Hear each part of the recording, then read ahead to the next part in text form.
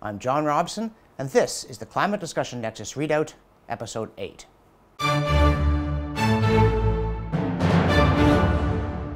Every Wednesday at CDN, we put out an email called the Wednesday Wake Up, which discusses the big climate news of the past week, significant opinion pieces, developments in science, and then in the readout videos, I take a few topics from the newsletter and offer some quick extra commentary.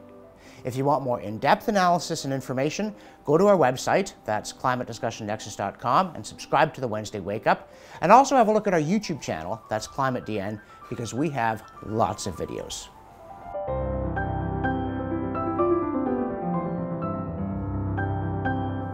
This week's newsletter starts by pointing out that even more people seem to be welcoming the COVID-19 coronavirus, the one we're not meant to call Wuhan virus for the same reason that we can say Spanish flu or Marburg virus. They seem to think that the new virus is a model for how we should deal with climate change by dramatically sacrificing our quality of life. Now, surely there's an element of be careful what you wish for here, or at any rate, be careful what people hear you wishing for out loud. Like the guy pointing out that COVID-19, quote, kills mostly the old, who, let's face it, are more likely to be climate skeptics, end quote. Well, we're not dead yet. We're actually feeling pretty lively, including about a quiz. And the prize for the quiz is a free subscription to the Wednesday Wake Up, so get ready. And if you don't win, don't worry, because the newsletter's still free, though we are, as always, hoping for contributions to help support our work. And by the way, last week, I listed more countries where folks are tuning in, turning on, and dropping cash on us, and someone said, hey, what about the United States? Well, obviously, we're delighted to say hello to our American friends as well, and those in Norway, in Thailand, and everywhere else where people want climate sanity. And on that note, back to our quiz. As you're aware, governments, activists, and the media keep insisting that the weather today is completely different than it used to be, and of course, it's all your fault. Whether winters are warmer or colder, wetter or drier, it's due to climate change, it's more extreme, it's bad, and so are you. But what if the weather today isn't much different than it was, say, 100 years ago? Oh, that's impossible, you might say. Only those lunatic deniers would think such a thing. Okay then, all you completely balanced and evidence-based alarmists, since 1917 was such a big hit, we're going with 1919. If I show you temperatures from the same place in 1919 and 2019, you should easily be able to tell the difference, right? Right. So let's give it a try. Here's a graph of the daily average temperature from the beginning of the year to the end for the City of Ottawa for 1919 and 2019. We got them from Environment Canada's Weather Archive, but we didn't label the curves. So, you tell me, which one's which?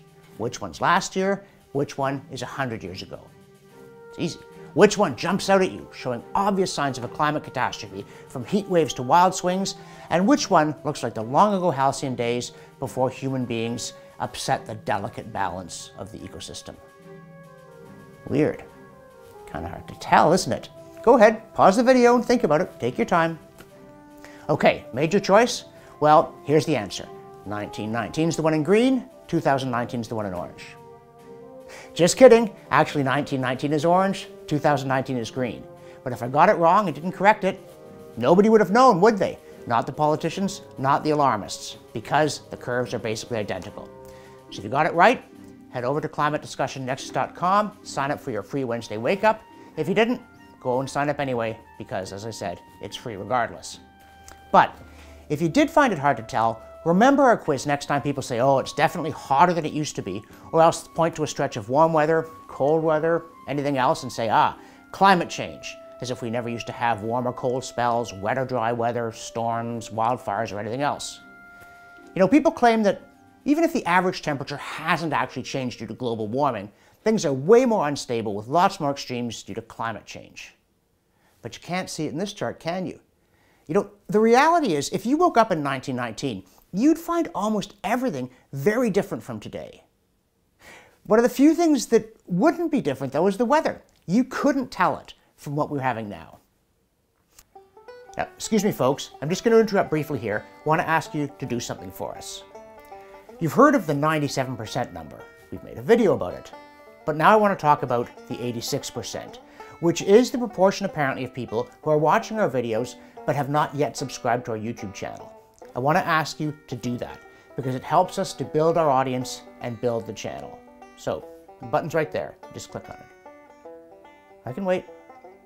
Right there. You're subscribed? Great, because that way you'll hear about it as soon as we make a new video, and as I say, it helps us to build the channel and sustain CDN. So thanks for that. Now back to the show. And another thing, this business of pointing to things after they happen, from a warmer winter to a nasty polar vortex to droughts or flooding or wildfires, and saying, gotcha, climate change, violates an important scientific principle, and an obvious one. Theories are meant to predict things before they happen and get it right. Now last year in our fact check video on the Great Lakes, we poked some fun at the experts explaining that rising lake levels were clearly a sign of climate change, after experts had spent decades telling us climate change was going to cause Great Lake levels to go down, or indeed that it already had. And this week we report that, yep, it's happened again. Now in this week's story, it's a business executive making the claim, and you might say, well, big deal. Why would we expect business people to be informed on climate?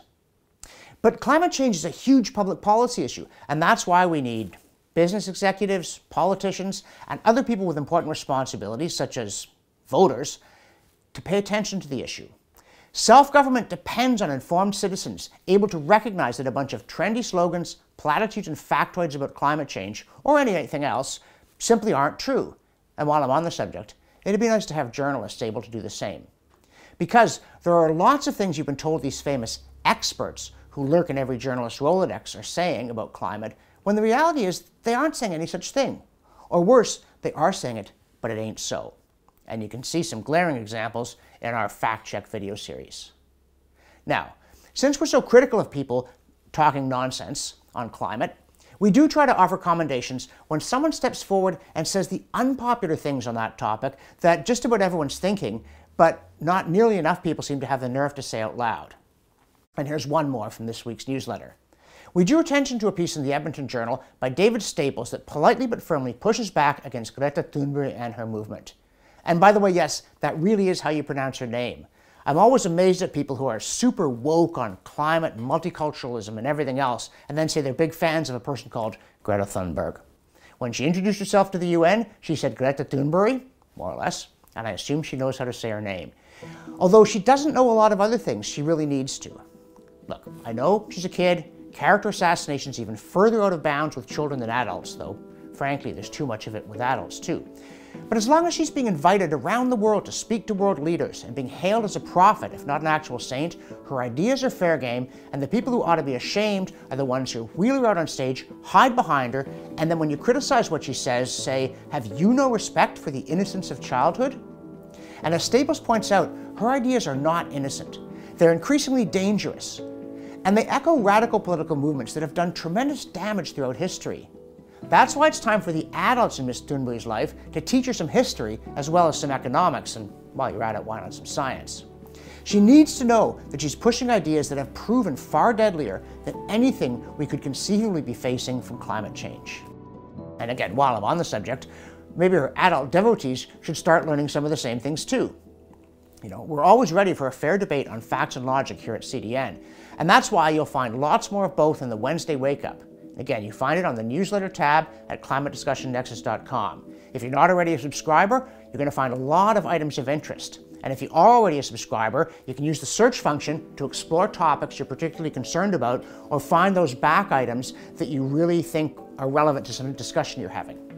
And while you're at it, make sure you subscribe to our YouTube channel, like us on Facebook, follow us on Twitter, and again, if you like what you see, go to our donation page, show us some love so we can keep the content coming. For the Climate Discussion Nexus, I'm John Robson.